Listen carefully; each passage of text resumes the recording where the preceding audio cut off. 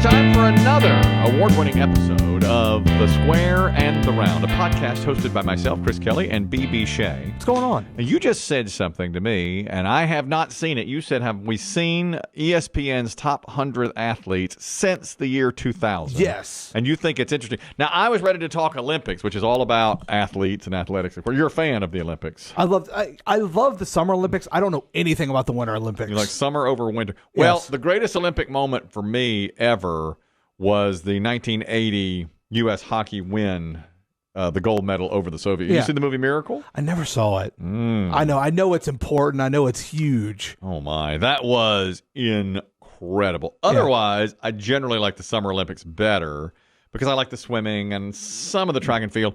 I don't like anything about the gymnastics at all. Later, we're ranking our top 5 Olympic athletes. Yeah. Do not expect a gymnast. I don't have one either. I know Simone Biles should be on there. Yes, she should. I don't care one thing about gymnastics. It's weird, man, because I was going through this list and I honestly only watch the basketball when it comes to the Olympics. And I know that's vanilla. But you just said how much you love the Olympics. You watch the basketball. Love the Olympics, and I love when it's happening. But I don't watch it. Like I don't watch it either. It's like when I was in 2004, I was in Baltimore for a baseball trip, and that's when the Olympics were happening. That's when Michael Phelps was. When he's from Baltimore, that's when he was really popping. Oh yeah, and it was just this. There was this aura in the air, and it was just such a great thing. I've been in love with it ever since. But honest to God, I'm like you, like the gymnastics. I watched some of the running, but that's about it. This time I'll tell you what I love is the setting in Paris. Yeah. It's beautiful. I mean, that's beautiful. How much of the opening ceremony did you watch? Quite a bit. Yeah. I found that to be long and tedious, but beautiful. Beautiful. Gorgeous. Long. And I loved the different stuff that they threw in there, like the metal band that played was super cool. Yep. But then what about the controversy? There's the controversy. Well, do you think they had drag queens doing what some say was a mocking version of the Last Supper? So a lot of Christians say we're under attack. But it was pointed out to me, and this is true, that shows like The Simpsons, The Muppets, many have done parodies of the Last Supper. And the Olympics did say this is not about the Last Supper. It was something else. It was called... I don't know. It was some sort of a nod to Greek mythology. But art's supposed to be controversial. Art is supposed to be controversial. But would you want... See, I would have stayed away from that if I was the organizer of the Olympic... I would not have drag queens do anything. Because as soon as you see that, you know it's going to be like, well, that's a hot button. Well, I mean, I don't necessarily think that the inclusion of drag queens was an issue. Maybe in that particular thing, maybe you could have added them in some or other respect. Maybe. But sure, like...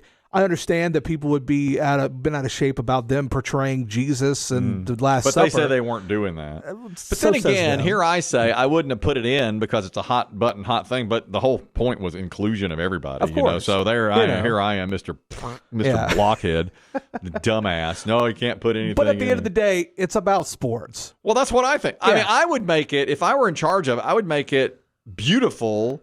Celebrate French history and vanilla. I mean, and make it where anybody who sees it could not say, I'm offended by it. I wouldn't want anything where any group, especially a group as large as Christians, to say, I'm offended by this. I would want to have this come off as, oh my God, that was a beautiful thing. Plus, I would have kept it a little more brief. I would have had it. It doesn't need to be 5 hours long. God. Like the longest part needs to be the introduction of the countries. Yes. You don't need to spend 9 hours, dancing in the streets. Like I know. But that's the thing about Paris is there's such a rich history. Well, yeah. Or France, there's such a rich history in that country that there's a lot to cover. But edit it down. Yeah. I mean, if 2 hours. But then America's, how long is that going to be?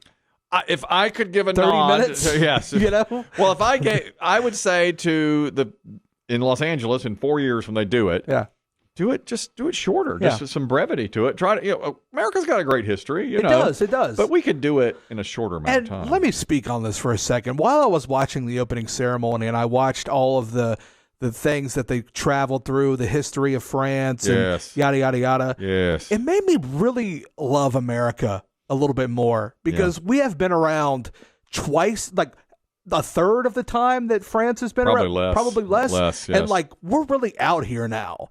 Well, like we kind of came up, dude. Listen, not to sound all rah patriot, we're the best country.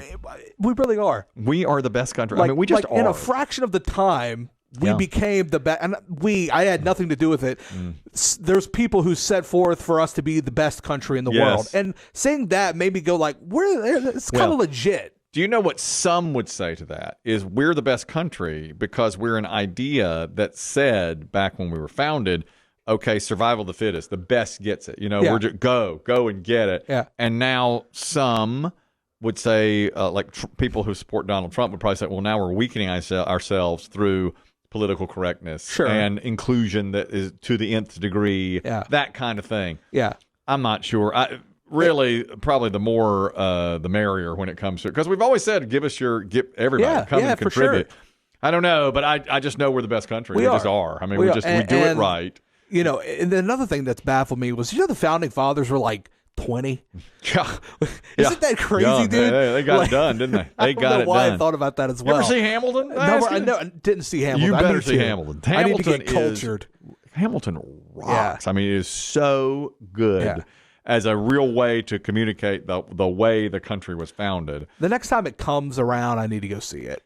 Well, I would see it. Well, it's coming on Disney around. Plus now, isn't it? It's on okay. I would recommend seeing it on Disney Plus. It's the original cast, and it's phenomenal. Okay. And I thought, well, I don't want to see it like that, but when I did, I was like, oh, I'm so glad I did. Now it's coming we have a Tanger Center here. It's coming. It's coming back. It's coming back in the fall. That's great too. I mean, to see it in person. That's one of those musicals that just it's best one I've ever seen. Always going to have legs. You know what I mean? Best one I've ever seen. Yeah. I mean, I loved it. But that original cast, watch it on Disney Plus if you I'll can. Have to check it out. What do you like, 4 hours? Hamilton, no, it's not that long. Okay. It may be, they have an intermission. It's probably 2.5. Okay. It's really, really well done. And I heard the hype, like, Hamilton. And I was like, no, I'm not going to see it. I'm not going to see it. Then I did. And now, I mean, I just was mesmerized. Okay. I loved it that much.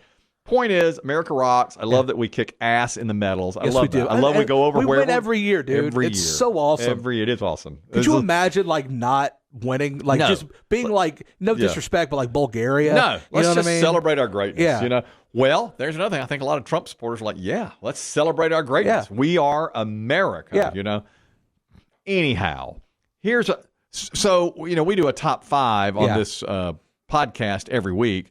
And you suggested, I wanted this a little exchange to get out there. You suggested, should we go back to do a top 5 songs by a certain artist, which we've done before? We did the Rolling Stones a few weeks ago. Stones. Yeah. And I said, okay, that sounds good to me. How about Bruce Springsteen? And you said, he's the one guy I know nothing about. I'm not doing that.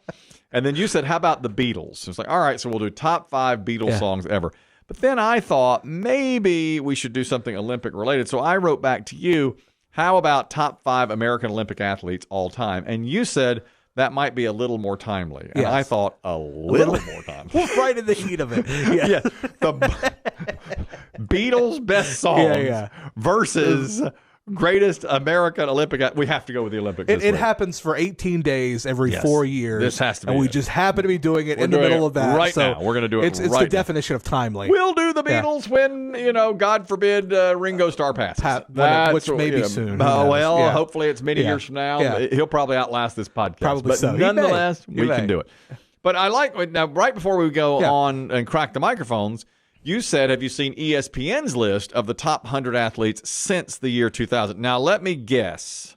You've got is it controversial? I've got there is. You got the top 5 or 10? I got the top 10. Okay. And all 10 makes sense. Let me guess number 1. Okay. Tiger Woods. No. LeBron James. No. No. No to Tiger Woods and no to LeBron James. He actually may be on the list of our other top 5. Michael Phelps. Michael Phelps is number 1. So top 100 athletes. Yes. Since 2000. Everything Michael before Phelps. 1999 doesn't count. Does not count. Michael Phelps. He's number 1. I don't agree with that. I don't either, but I kind of do. I understand where it's coming from, but Tiger Woods has, sustained greatness, as does LeBron James, as does Steph Curry. Yes. I cannot agree with that. Yes, he was amazing, but he did it, over 2 Olympics, not many years, in a row, like Tiger Woods did. But I think as far as sport goes, there's no higher level. Yeah, and he is the most decorated Olympic athlete of all time. He's incredible. Yeah. And boy, he can do a bong rip with the best of them. You ever see that? Dude. He ripped that bong right after he got back from the Olympics, and they were like, "Gee, what the lung power and won again." Oh my God! Yeah, the lung power on that guy. You gotta have good lungs if you're in the pool that long. He's basically like a fish. Yeah, he is. I read once when he was winning all those medals, Michael Phelps, that his body. Honestly, he had some sort of, it wasn't a disease per se, but it's some sort of a little enigma where he was like a fish. Yeah. I mean, he was built to swim, and he worked on it. Do you remember when he did Saturday Night Live? Yes. And none of the clothes fit him? Yeah. Because his torso was so long. Good. Like every bit he was showing midriff. Yeah. In his, how do you not? Yeah, it's so If funny. I had his midriff, I'd show it too. True, I would too. No problem. Yeah. And by the way, when he used to train, he would eat like 6,000 calories. Yeah. You do that. I do that. Why don't you? But look I don't like swim. I do it and then sit down. Jeez, if you he add it in and some then is swimming, active. exactly. Yeah. All right, so number 1 is Michael Phelps. Number 2, these are the greatest athletes since the year 2000. It's got to be LeBron or Tiger. No. What? Yeah, right. Steph Curry. I was keeping up with this as they were coming out. Yeah. And I was like, yeah, these guys. No, not What sport? Tennis. No. Federer. No. Djokovic. No. No. I mean, Nadal. No. Oh, Serena Williams. Serena Williams. There you go. Okay. Yeah, number 2, I'm sexist. Serena Williams. I'm so sexist. I don't even think of the know, woman. I don't even think of her. I disagree with the top 2. This number 3, I disagree with. I mean, great, but I disagree with as well. What is it? Lionel Messi. Oh, no. No. Good God. You know why they do lists like that are made for controversy. They are. For us people to talk about. Well, I mean, okay, number 1, I get. Number 2, and you can make arguments for these people, but come on. 4 is LeBron James. As it should be. 5 is Tom Brady. I get who that. Who should maybe be number 1. Number 1, it should be Brady. Yeah. Number 6 is Roger Federer. 7, Simone Biles. Why is Tiger Woods not in the top 8, Tiger Woods. Why is he not up there? I don't understand. He needs to be at least top 3. I think he should be 2. I think it should be the top 3 should be Brady, LeBron, and Tiger in whatever order. Especially just since 2000. Yes. I agree. Yes. Those are the 3 most dominant athletes in their sport since 2000. I guess you could make this a knock against any Olympians is they only do it for 18 days a year. That's what I'm saying about him. LeBron James has been the best basketball player in the world. You have to keep sustained excellence. For the last 24 years. Tiger Woods had sustained excellence for years and years and years and years. So did Tom Brady. Yeah. Michael Phelps, as great as he is, only has to do it. And not even 18 days. He has to do it for like a week. Yeah. You know, he's not there the entire time. His events are done. I mean, it's greatness, and he has to work. You're right, absolutely. He has to work when the cameras are not on, but so do the other guys, and they have to do it under this big spotlight more often. Rounding out the top 10, 9, Usain Bolt. Number 10, Kobe Bryant, which I don't know about all those. I'm not sure, but I don't like that list. There was one thing that did happen in this list that really upset me, mainly because I'm a Yankee fan. They put Adrian Beltre over Derek Jeter. How can you do that? I have no clue. Adrian Beltre, they said was better than Derek Jeter. Come on, since 2000? Since 2000. I don't agree with that. I don't agree with that either. But stupid. Hey, you know that's ESPN for you. It's no wonder they're losing viewers. Exactly. ESPN is going downhill because of stuff like that. And we're gaining viewers. We tell the truth. We keep gaining viewers because we tell the truth. Tell the truth. Exactly. Yes. So you've done your 999 challenge as well. Let's delve a little more into that. That was impressive. The 999 challenge was given to us by a listener, viewer, Kyle. 9 hot dogs in 9 innings and 9 beers in 9 innings, and you did it at a Colorado Rockies game, and you said it was easier than you thought it would be. It was easier than I thought. That's impressive. I'm impressed with that. Which is kind of wild because it overtook my mind for 3 or 4 days. Yeah. That's all I thought about. I never would have 3 done or 4 that. days. I never would. You know, that challenge, I would have probably said I would have done it and never done it. I did it, man, and I was had some help. Like my dad was there to kind of help get beers for me. Yeah. You know what I mean? It's too bad that list you just had came out before you did that, because you might have cracked the top 25. I probably could have. Over something Lewis like that. Hamilton. Who's that? Yeah. Race car driver just sitting down all day. What is that? You did the 999. I did the 999. I put my body on the line. Do you know, I never could drink a beer around my father. And really? I don't think I'll ever do it around my son either.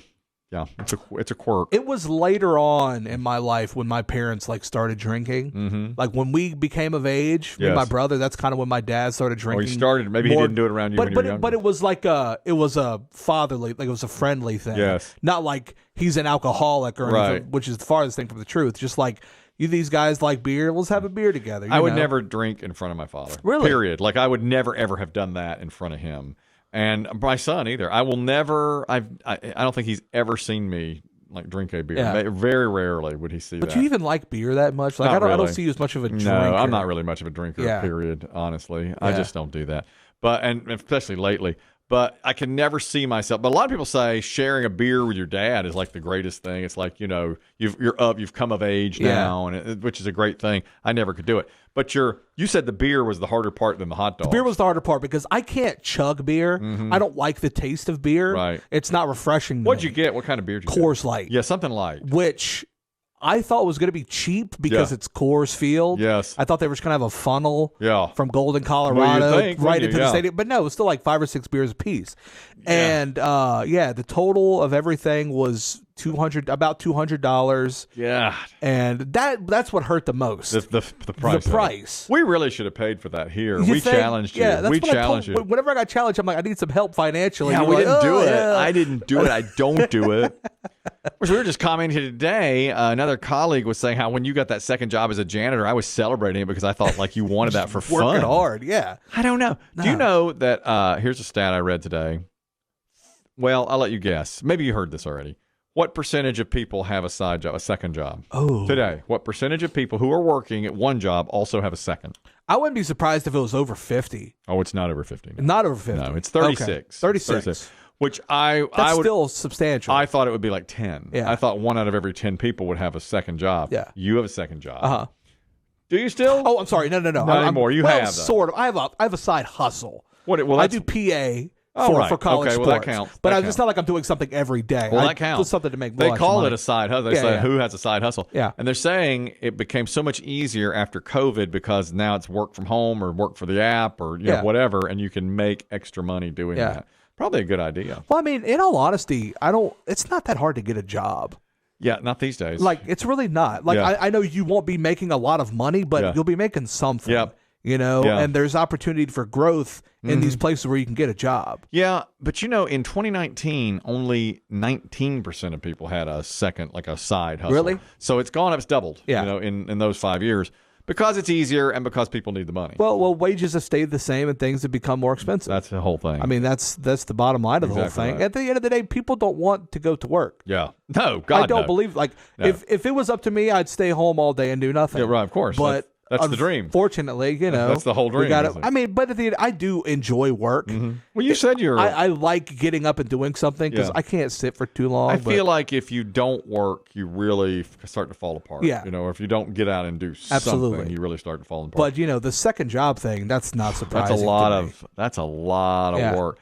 There was a time when I was in college, I was working like 3 jobs, and that was a lot. Yeah. I would do radio station for the college station, a different radio station, and still work for a barbecue place. Yeah. That was tough. That wasn't easy. Well, that's when you're cutting your teeth, man. That's you got to get it done. That's important for the story. Okay, that makes sense. That's important for the story. It's important for the story. That. What did you think of in the opening ceremonies of the Olympics? Kelly Clarkson. Did you see her? I didn't see much of her. I saw more of the pomp and circumstances instead of like the talking heads. She was terrible. I heard that she wasn't great. I heard she was like misplaced. She did no preparation. I get they wanted sort of an outside voice there, like a fan. But she did no preparation, and like everything that happened, she said it was the greatest thing of all time. Like it rained, and she was like, "It's so magical with the rain." It's like nobody wants it to rain. It's miserable. You know, people forget how Kelly Clarkson got famous. American Idol. Kelly Clarkson wasn't like a talent or a personality. No, like she was just some girl who got discovered. Great singer. I didn't mean to say no, not talent. She is talented, but she's not like a personality. No, so when you put her in situations like that.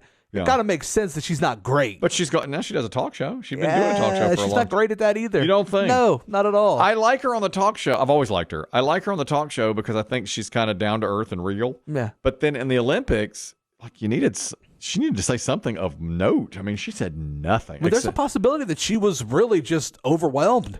She probably had never seen stuff like that in her entire life. Apparently she was. And it was just like, I don't believe she'll be back. That is a singular experience. I kind of get it. Well, I don't think they're going to have her on the closing ceremonies, and I don't think they're going to have her there 4 years from now in Los Angeles. I just do not. Absolutely I mean, it was rough. Yeah. I don't like Mike Tirico, but I thought he did an excellent job handling this. I've seen a little bit more of him. He does kind of fit in well. Perfect at the Olympics. Yes. Do you know much about him for his calls in the NFL and that kind of thing? Not really, no. I find him very boring. Really? Okay. Very. Yeah. I've never liked him. But on this, he seems very informed and informative, which I have liked for sure. So what are they? Now, this was interesting to me, the top 5 American athletes as far as the Olympics go. And I have my list here.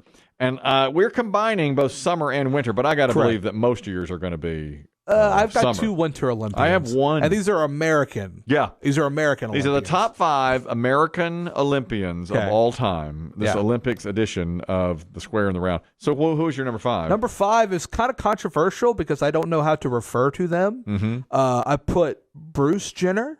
Oh, yeah. He was great. She was, yeah. This is a sidebar. Just somebody trying to be informed. When you refer to somebody as they once were, do you refer to them as a man? Because when Bruce Jenner won the Olympics, he was a man. I understand he's a woman now. Yeah. Do you refer to was it Bruce Jenner or was it Caitlyn Jenner? I really don't know. Well, I'll say this. This is a sincere question. Do you know when you know that movie Juno, which we both liked? Yeah. You liked it, didn't you? Loved Juno. I love it too. So Ellen Page played the main character. Well, she's now Elliot Page. Yeah. Now a male. I think now when you say Elliot Page was the star of that movie. Okay. I think. So you'd say, I guess Caitlyn Jenner won. Okay. So my number 5 is Caitlyn Jenner then. Well, that's a great pick. Yes. I saw something I thought was so funny, but nobody else thought it was that funny. Right after O.J. Simpson died, it was a meme. I don't know if I shared it with you. It was Howard Cosell standing next to, this probably was a photo in 1979, standing next to O.J. Simpson and Bruce Jenner, and they were covering some event, probably the Olympics. Okay, so the caption was from Cosell, "I've just come from the future. You will not believe the shit these two go through." Is that hilarious? That is funny. Like, you will not believe what these two get into. Well, and what's funny is like they're all kind of their worlds are very collided and very. I mean, imagine that. Yeah. Look what those two have done. Oh my gosh. I know. Have I told you my theory about Tom Brady? This is off topic as well. No. All right. Have you ever noticed the parallels between Tom Brady and Jenner? Oh no, O.J. Simpson. O.J. Simpson. Yes. Tom Brady, big winner, great football, great athlete. Hall of Famer. Yeah. Breaks up with the wife. Correct. Okay, what now? Hertz rental car commercials. Oh, he does do Hertz rental car commercials. That's true. Tumultuous relationship with his wife. Well, AFC North. Hall of Famer. How tumultuous One of the best of his position. No doubt about that. Yeah. Golly. So you're saying. I'm just saying. Look out 10 years from now. If it happens, don't say I didn't warn you. There's warning signs. I never thought about that. Yeah. I thought you were going to say Bruce Jenner because I think he looks more and more womanly every time I see him. Maybe it's a combination of both. Yeah. I do. Every time I see him, I think, my God, his cheekbones look great. It's weird, though. He gets younger looking every time you see him. It's amazing. It's a diet, I guess. Yeah. Or whatever he's doing. I don't know. I put Jim Craig, who you've never heard of, probably. No. He was the goalie on the team. For the Miracle team. Okay. And he played out of his butt for all those games. He was not supposed to be that good. So I put him on there just because I wanted somebody representing that team. Fair. Could have put Michael Ruzioni, who scored the game-winning goal and was the captain. I feel like you could have put the whole team. Maybe I should just put the whole team. I feel like the whole team would suffice. In that case, I will make it the 1980 U.S. Olympic hockey team. I think that's great. It's the greatest moment in Olympic sports history, in my opinion. You think? Okay. Watch that movie. I mean, and to watch it live was unreal. And, the game was in the afternoon. It was scheduled for like 3 or 4 o'clock in the afternoon, even though it was on the East Coast, but they delayed it on ABC. And at that time, we couldn't find the score. I mean, how could you? There was no internet. So before the game started, they said on ABC television, they ran it at like 7 or 8 o'clock that night. And they said, okay, we're going to flash the final score. If you don't want to see it, look away. My dad and I looked away. They said, okay, the score's off the screen. We went back, watched the whole game. That's cool. Idea. It was great.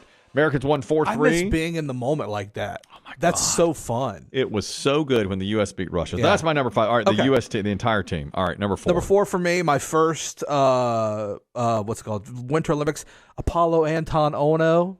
Oh yeah. Speed skating extraordinaire. Great.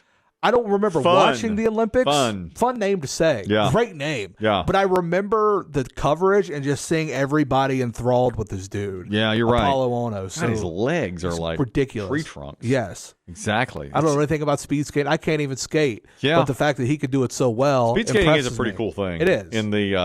In the Winter Olympics. Other than the hockey, I think that's probably my second. Yeah. The speed skating. I don't care a thing about figure skating.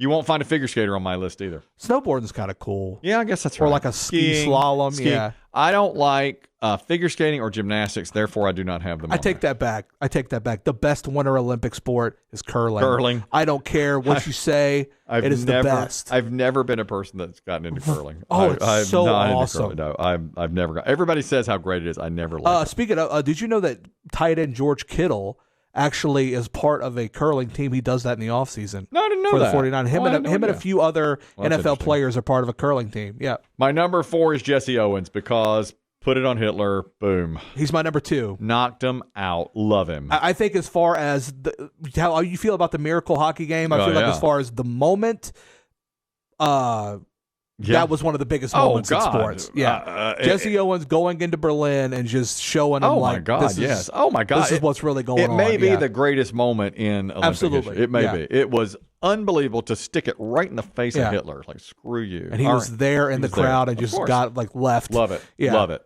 In fact, I probably should have him higher. I have him at number 4. He's my number 2, but I think, any mention of him is great. Number 3. Number 3, Shaun White.